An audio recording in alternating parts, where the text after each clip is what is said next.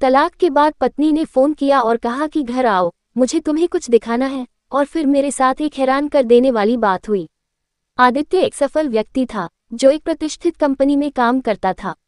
उसने एक सुंदर फ्लैट भी खरीदा था जहां वह आराम से रह सकता था। उसकी जिंदगी में सब कुछ सही चल रहा था, लेकिन एक चीज ने उसे हमेशा परेशान किया, उसका तलाक। उसकी पत्नी प्रिया से उसका तलाक 1.5 साल पहले हुआ था। उस दिन की यादें उसे अभी भी परेशान करती थीं। फोन की घंटी एक शाम, जब आदित्य अपने फ्लैट में आराम करने के लिए सोफे पर बैठा था, उसका फोन अचानक बज उठा। उसने देखा कि कॉल प्रिया से आ रही है। उसके चेहरे पर गुस्सा आ गया। उसने फोन काट दिया, लेकिन थोड़ी देर बाद फिर से वही नंबर आ गया। इस बार आदित्य ने फोन उठाया और गुस्से में बोला, अब क्या चाहिए तुम्हें? तुम्हारा कुछ भी तो नहीं है मेरे पास। क्यों बार बार मुझे फोन करके परेशान करती हो? प्रिया का संदेश। प्रिया ने शांत स्वर में कहा, आदित्य बिल्कुल भी गुस्सा मत करो। मुझे तुम्हें कुछ दिखाना है और तुम्हें मेरे घर आना होगा।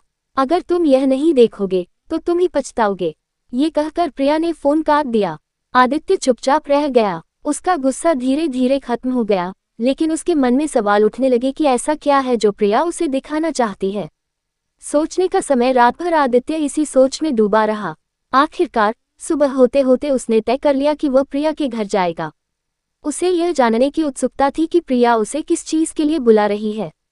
उसने जल्दी से तैयार होकर मुंबई से दिल्ली के लिए उड़ान भरी। पुरानी यादें। फ्लाइट में बैठते हुए आदित्य अपने पुराने दिनों में खो गया। वह सोचने लगा कि कैसे उसकी और प्रिया की शादी हुई थी। दोनों के बीच गहरा प्यार था।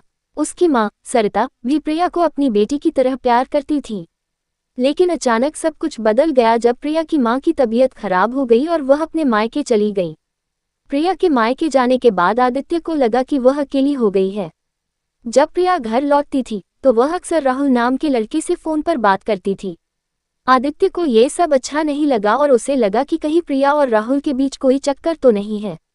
ये सोचते सोचते आदित्य ने प्रिया पर शक करना शुरू कर दिया। आखिरकार आदित्य ने प्रिया से तलाक लेने का फैसला किया। वह सोचता था कि प्रिया ने उसकी भावनाओं का गलत फायदा उठाया है। जब उसने यह बात प्रिया के सामने रखी तो प्रिया ने भी गुस्से में आकर कहा कि उसे आदित्य के साथ नहीं रहना। इस तरह उनका तलाक हो गया। तलाक के बाद आदित्य पूरी तरह से टूट गया। उसने सोचा कि वह मुंबई जाकर एक नई जिंदगी शुरू करेगा, लेकिन जब वह दिल्ली आया तो उसने प्रिया को फोन किया। प्रिया ने उसे नए पते पर बुलाया। आदित्य ने सोचा कि प्रिया ने नया घर किराए पर लिया होगा। जब आदित्य प्रिया के बताए पते पर पहुंचा तो उसके होश उड़ गए। वह एक आलीशान 3 मंजिला मकान था। दरवाजे पर प्रिया किचन का बोर्ड देखकर आदित्य को समझ में आया कि प्रिया ने कुछ व्यवसाय शुरू किया है। वह अंदर गया और प्रिया से मिलने की कोशिश की। आदित्य जैसे ही अंदर दाखिल हुआ, उसकी नज़र सामने खड़ी प्रिया पर पड़ी। वही प्रिया, लेकिन बदली हुई। आंखों में आत्मविश्वास, चेहरे पर सुकून और पहनावे में सादगी के साथ एक अलग ही चमक। आदित्य कुछ बोल ही नहीं पाया। प्रिया ने हल्की मुस्कान के साथ कहा, आ गए तुम, बैठो, तुम्हें बहुत कुछ दिखाना है। आदित्य चुपचाप सोफे पर बैठ गया। उसका दिल तेजी से धड़क रहा था। सच का खुलासा। प्रिया उसे किचन एरिया में ले गई। वहां कई महिलाएं काम कर रही थी, कोई पैकिंग कर रही थी, कोई खाना बना रही थी। प्रिया बोली, ये प्रिया किचन है।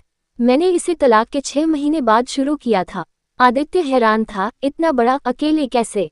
प्रिया ने गहरी सांस ली और कहा, अकेले नहीं, उस वक्त जब तुमने मुझ पर शक किया था, मैं अपनी माँ के इलाज और अपने टूटे रिश्ते से जूझ रही थी।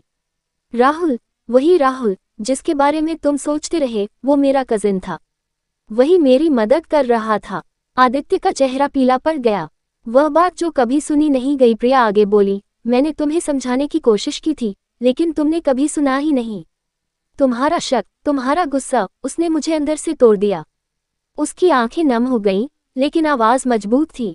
तलाक के बाद मैंने तय किया कि अब रोऊंगी नहीं। जो खोया है उसे अपनी ताकत बना लूंगी।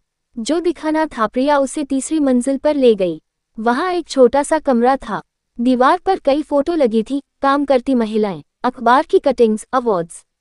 एक फोटो पर आदित्य की नज़र टिक गई। उसमें एक प्रिया एक महिला को गले लगा रही थी। प्रिया ने कहा, ये सब वो महिलाएं हैं जिन्हें मैंने रोजगार दिया, जिन्हें उनके अपने घरों से निकाल दिया गया था, जैसे तुमने मुझे निकाला।